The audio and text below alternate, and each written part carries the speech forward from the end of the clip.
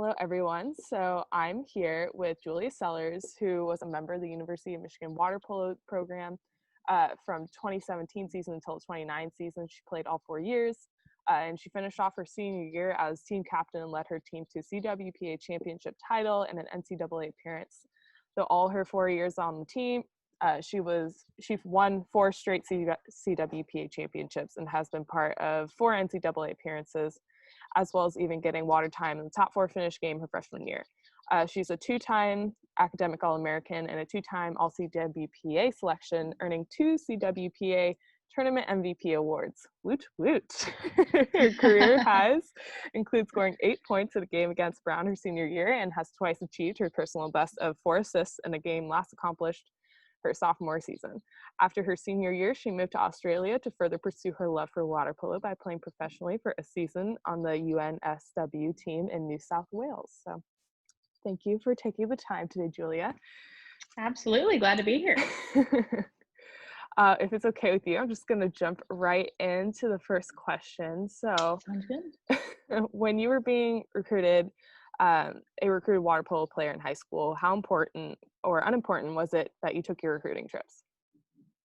Oh, completely. I think a lot of times when people are being recruited, they're just saying, which college is going to offer me the most money.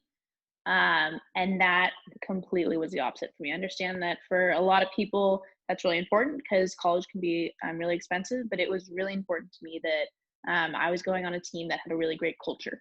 That was hands down the number one thing for me. And I could tell immediately at Michigan that I'd kind of found my people, and it was fun to, get out of California for a little bit where I've been grown and raised. So yeah. Important. I'm trying to think I had another thing, but yeah, very important. My second question kind of leads into that. So I know that you were deciding between USC and Michigan. So I guess what was like the defining moment that you were like, okay, what helped you decide like you wanted to go to Michigan? Very hard moment. So a little background. As you know, my entire family's gone to USC. Yeah. Mom, dad, sister, uncles, aunts, grandparents, everyone. So growing up, I always thought I was going to go to USC, and I got an offer. I totally had the opportunity to go. And Marcelo kind of came in last minute, Michigan's head coach, and he was like, "Hey, why don't you come check us out?" And I was like, "Yeah, why not?" But no sense in not going. Mm-hmm. And it wasn't until I had gotten, because USC was my first recruiting trip, and I think Michigan was probably my last one. And so it wasn't until I had maybe in between, doesn't matter though. Did you take all 5? No, I did 4. So I left. Okay. I left one open for another school that didn't end up recruiting me. But again, I still think I ended up in my perfect university, and I have no regrets about it. But I remember in November, we're sitting at the table one night, and my parents asked me, they go, "Julia, you need to decide right now where you're going to go to college," which is a really big decision for me. Oh, yeah. And I was like, oh my God, we were just, eating dinner, and then out comes this question. And so I kind of get really emotionally upset because, again, choosing my college, it wasn't about just, who's going to offer me the most money. It was really important to me that I was going to like the girls, and I was going to like where I was at. Because at that point, it really was Michigan and USC. And so I go upstairs, I shut my room, and I leave a note on my door. And it says, "I'll have a decision for you in the morning. Please do not discuss this with me for the rest of the night." And so 10 minutes later, I get a call from my sister. Out of the blue. We talk, but we don't talk that regularly. And she goes, "Hi, just checking in." And so it was then where she kind of talked me through it, where that's kind of, I loved it on my recruiting trip, but there wasn't that like light bulb moment then.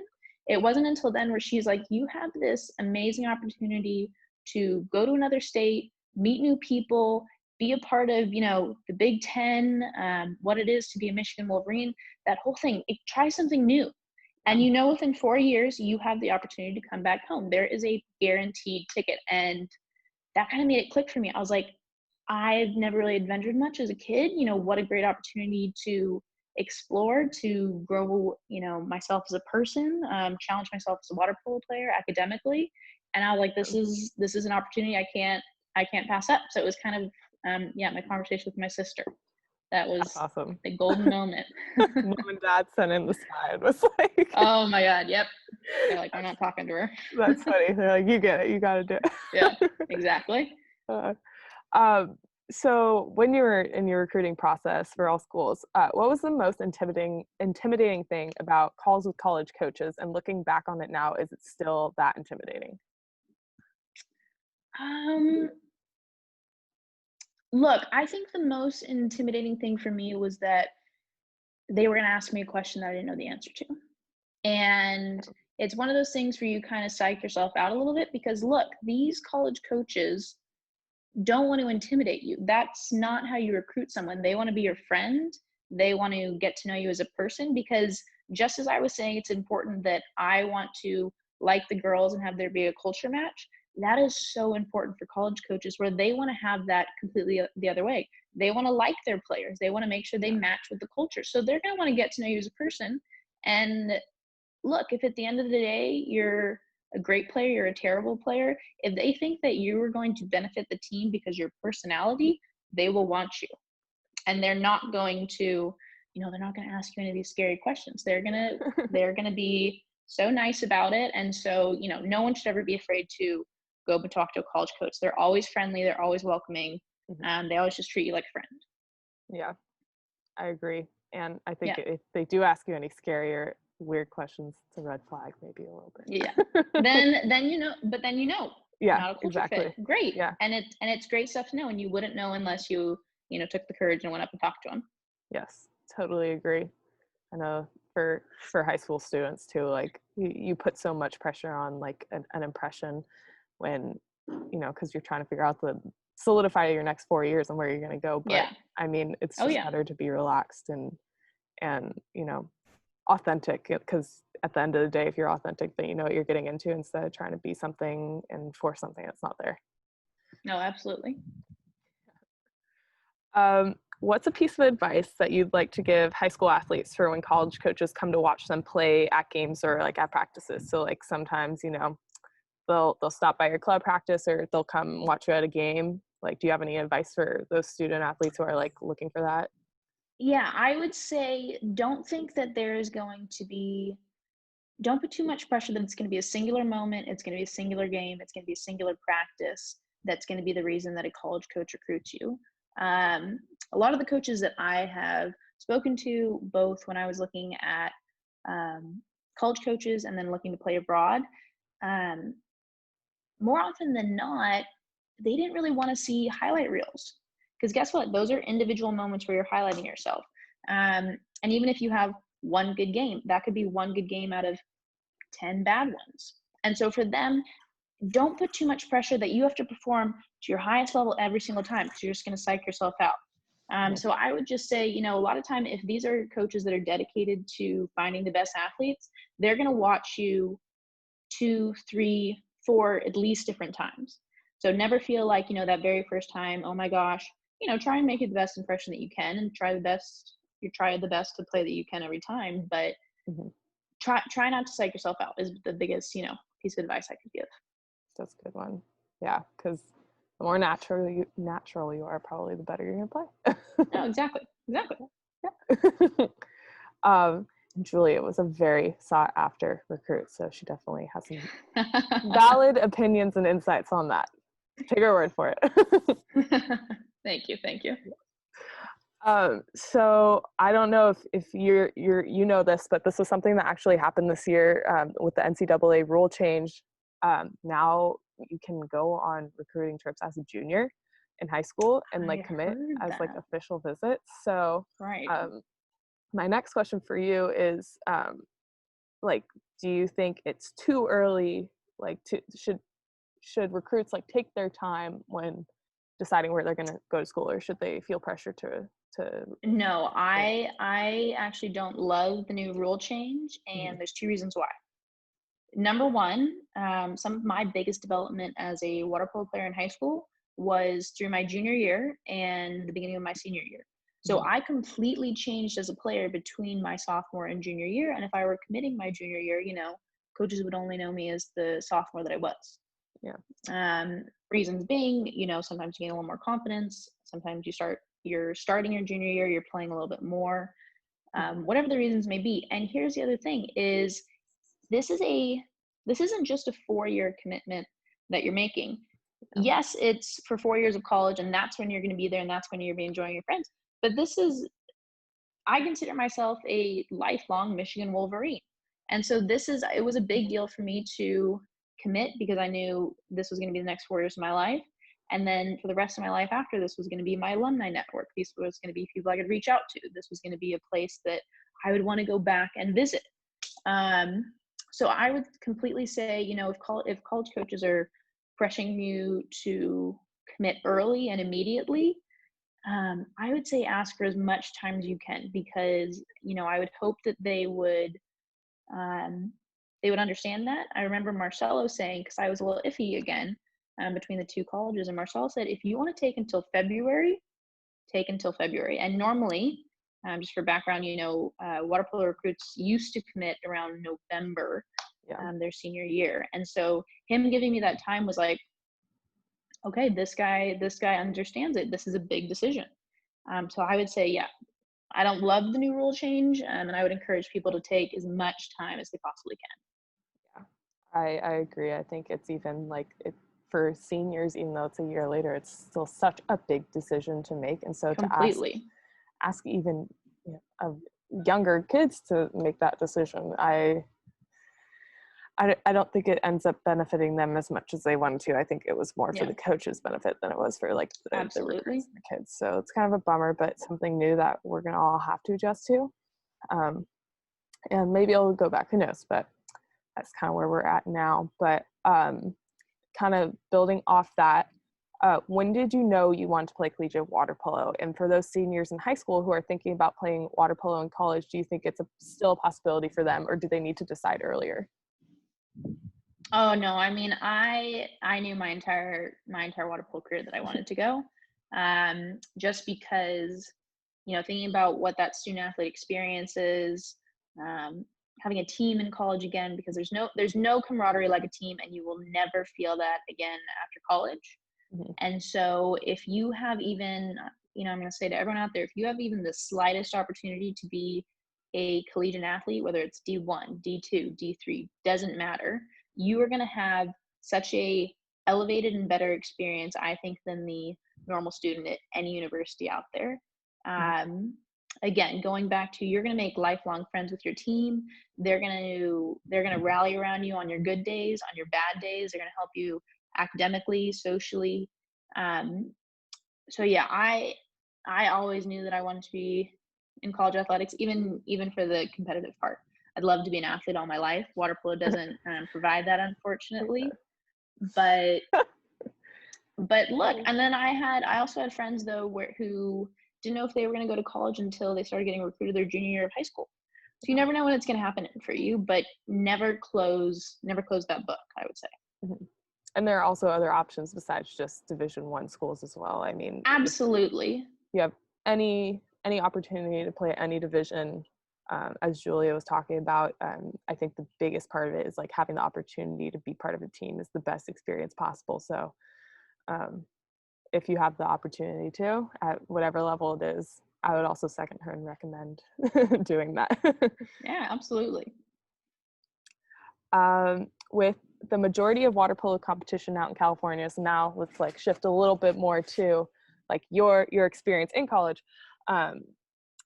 When you travel out to California a lot, or the East Coast too, how did you keep on top of your academics? I mean, because you're practicing during the week and then you're traveling on the weekends. Like how did you balance Yeah, that? absolutely. No, I'm not gonna lie, it was a struggle.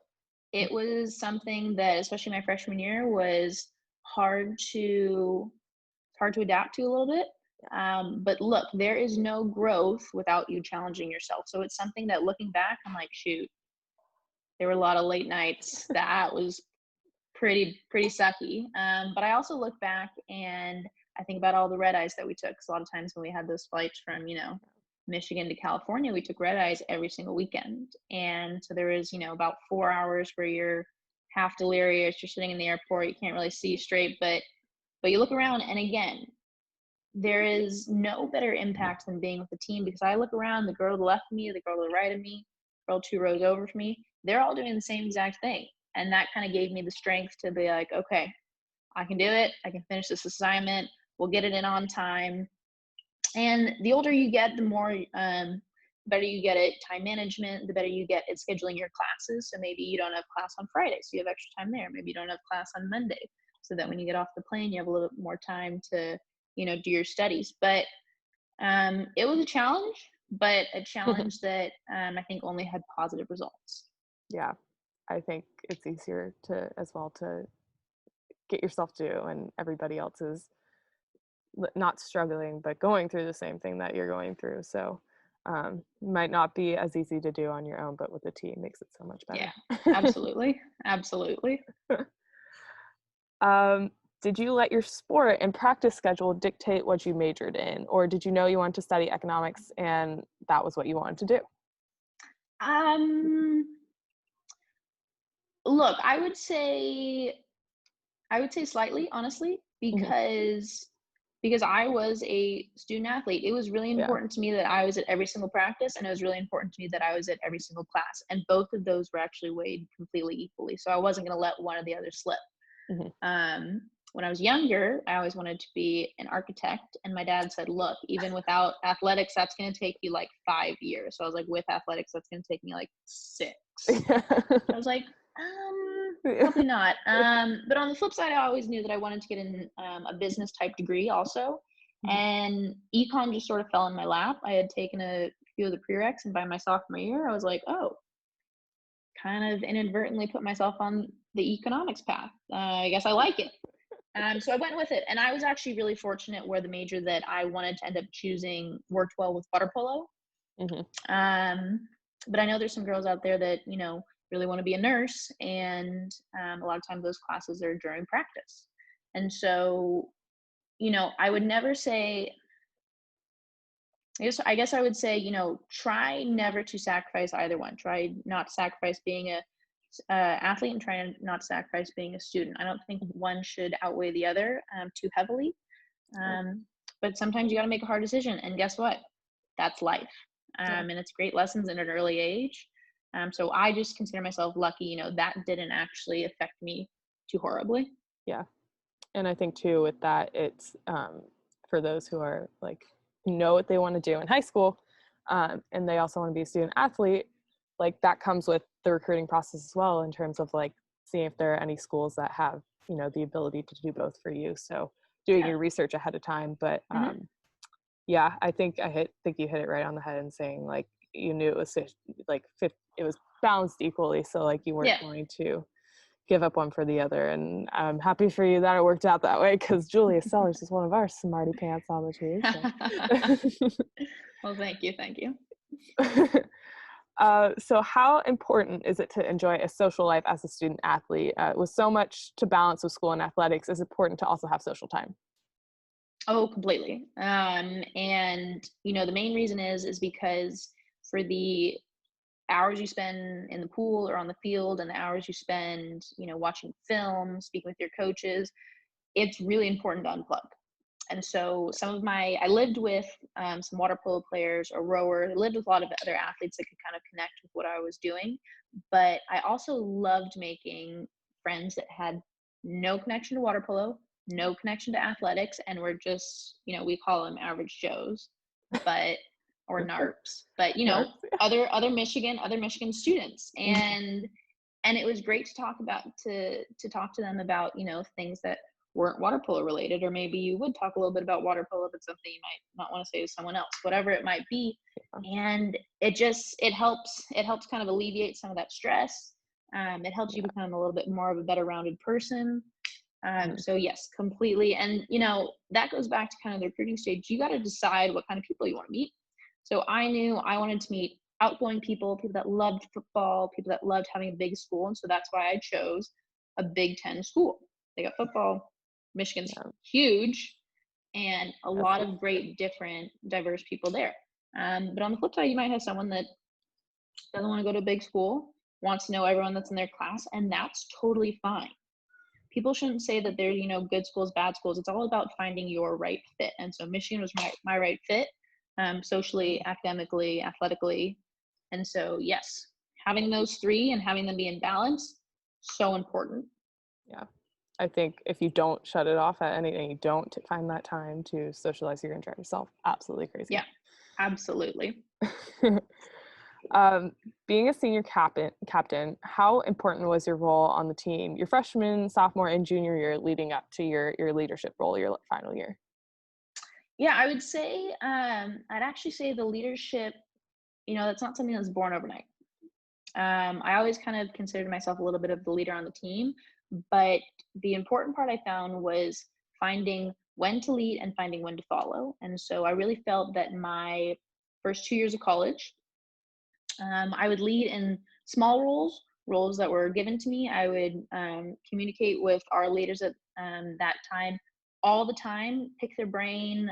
Allison Skaggs, I'm sure you wouldn't be surprised by that, was someone that was a great friend of mine, 2 years older than me, and is one of those, again, one of those impactful players that, will be my forever friend. So really important to, kind of find those people, follow them, watch what they do, what you want to implement, what you might want to change a little bit. And it was really between my sophomore and junior year Yeah. that I knew that I wanted to start taking more of a leadership role. And even our coach, Marcelo, sat me down and he's like, you might be a captain next year, might not be, but either way, I need you to be a leader on the team. Mm-hmm. And I said, okay, being a leader isn't necessarily about, I'm going to lead the warm up, I'm going to tell everyone what to do. Yeah. It's completely about doing what's best for the team. And so that's why, my first 2 years, I was kind of picking up the slack, doing whatever people needed, following, showing support. And, those last 2 years, kind of being a little bit more of a pronounced voice, speaking to the coaches a little bit more. And there was a little bit more of an evolution of, what a leader normally looks like. But you can be a leader whether you're a freshman at the very bottom of the totem pole or you're a senior captain. It's all about finding your role. For those watching, Julie definitely did a fantastic job. I got to play under her for 3 years, so she did an awesome job earning everybody's respect, most importantly. And I think that's the biggest part of becoming a leader too, is like she did her diligence in terms of she cared about everybody, and she knew when and where to speak. And so she earned everybody's respect, and not only that, but gave everybody respect in return, which is a big part of being a leader. So Absolutely. it was nice to see her grow over 3 years when I was playing with her, and will forever be a role model for me and why we are talking here today. So great. How much did the girls on the team have to do with the enjoyment of your college experience? You kind of talked about this a little bit, but since you spend almost every day with your teammates, are the members on the team an important thing to consider when looking at schools? No, absolutely. And those were, something that I really thought about during my recruiting process that no one actually ended up telling me was actually trying to spend. So usually on your recruiting trips, you're going to spend most of your time either in the freshman dorms with the freshmen, what have you. And so in my mind, I kind of took that to heart, where I was like, I want to be friendly to everyone on the team, but it's going to be really important to me that I hang out majority of the time with freshmen and with sophomores, because those are the girls I'm actually going to play with. Yeah. Seniors are going to be gone next year. Juniors are going to have 1 year with them, which, while I want to like them, that's 1 out of 4 years. Yeah. And so that's something that I really took to heart, and that during my recruiting trip, I found that I did like those girls that were 1 year above me, which was great. And then like you said, you're spending all day with your team. I lived with them. I went to class with them. I went to practice with them. I got dinner with them. And so it's really important that you're fostering those relationships. And, on the flip side, when you spend that much time with someone, you're going to have a blow up every once in a while. And I'm not, some of those were my fault, and I'm not afraid to say it. Because I'm a little bit of an intense person, and I am not afraid to admit it. One of the most competitive and intense people we know. In a good way. But what becomes really important about that is you got to learn to have a little bit of a velvet side too. So one of the things that Allison Skaggs used to tell me, because I can be a little bit of an iron fist, and she's like, you got to put a velvet glove on the iron fist sometimes. I love that. Okay, that's amazing. One of the best things she ever told me, honestly. And so you also have to make sure that as much as you're leading in the pool and in your community, you got to make sure that you're also still fostering those friendships. And so, you know, maybe in the pool, I'm not best friends with someone, just because we don't, you know, click in that sense. But outside the pool, I'm still going to make sure that I'm going to go get coffee with them once a week. I'm going to check in and just send a text every once in a while. Hey, how are you doing? Just because it's really important, and it translates a lot of time into the water. Having good friendships, you know, whether they're the best player on the team and whether they're the worst player on the team, you want to make sure that you are, you know, friendly and on a good level with everyone. Yeah, no, I totally agree. Yeah, we know that it's a lot of time together, so you want to make sure you like who you're spending all that time with. It's a lot of fun time together, but yes. sometimes it gets a little heated. Of course. So wrapping up, I have the last 3 questions for you. The last 2 are going to be more fun, but Okay. last more serious one. So if you could name one characteristic it takes to be a successful student athlete at the University of Michigan, what would it be and why? Hard work, hands down. Hands down. Look, when I committed to Michigan, although I'm, you know, obviously I got through with an economics degree, Yeah. I didn't consider myself the brightest kid in the room in any of my classes or even really in high school. But what really got me through it, what got me through, you know, taking 16 units a semester, what got me through 20 plus hours of water polo every week was hard work. And that isn't something that you're born with, isn't something that you can learn. It's a decision that you decide you are going to have that characteristic. And whenever I saw that in any other teammate, in any other, you know, person that I met, I immediately liked them and I immediately enjoyed their company because I knew that they made the conscious decision that they were going to give it their all today. And, you know, I think it is such a characteristic that carries anyone in life so well, because it doesn't matter if you're the smartest kid in the room. It doesn't matter if you're the best at doing, you know, something. If you have hard work, you always have the ability to better yourself and better those around you. Yeah. I totally agree. I think that, you know, as our coach used to still to say, like, Michigan's a pressure cooker. So yeah, it's every aspect, community, academics, and athletics, everything is difficult. It's like the hardest of the hard for all of them. So you definitely have to be a hard worker if you're willing to come and be a student athlete here. No, absolutely. All right, so the last 2 questions here, they're going to be a little bit more fun. What was the wildest memory you have from a crazy game that you played in? Wildest memory from the craziest game. I mean, I remember one. It took place at Harvard, and okay, because I think that was the one where my sophomore year, your freshman year. Or are we thinking of a different one? I think it was my junior year or something. You just got so wound up with the girl. I think we were playing Princeton at Harvard. Yeah. Yeah. So the one that I was actually thinking of. You share what you want to. Still at Harvard, okay. And it's because it was a 3-year trilogy. Yeah. There was Harvard. No disrespect to the girls, great people, brilliant. They have a little bit scrappier way of playing, and sometimes that comes because, you know, a lot of times athletes that aren't as skilled will resort to kind of fighting tactics. Yes. Yeah. And so one of my best memories is, so sophomore year, I get tangled up with this girl from Harvard, and it every year after, she still would come after me every game, but she's just going after me. And this girl's like 5'0" 100 pounds. And we're up like 10 points. And so there's at one point during it where we had just scored, we line up at half, and I don't realize it, but I'm like so angrily like going towards her that I end up like passing half, and I keep going, and I feel this hand on the back of my swimsuit, and it's Allison's bags again, and she's pulling me back, and she's like, Julia, calm down, we're up by like 10 goals. And I was like, oh my God, I'm actually fuming. Yeah. Julia Sellers is honestly the most competitive person that you will ever meet in your entire life. She's just this little ball of like, I'll take you, like I will do it. So That's so funny. I Yeah, totally see that. she knew how to push my buttons though. Oh yeah. There's a few of those stories, I but love that. No, it's great. It makes you and I love it. Um, Last question here. What is your most cherished memory from your time as a student athlete at U of M? I would have to say, can I give two? Yeah, sure. Go ahead. Yeah, of Okay, course. and the reason, and then look, the only reason that I want to give two is I want to make a point. Yeah.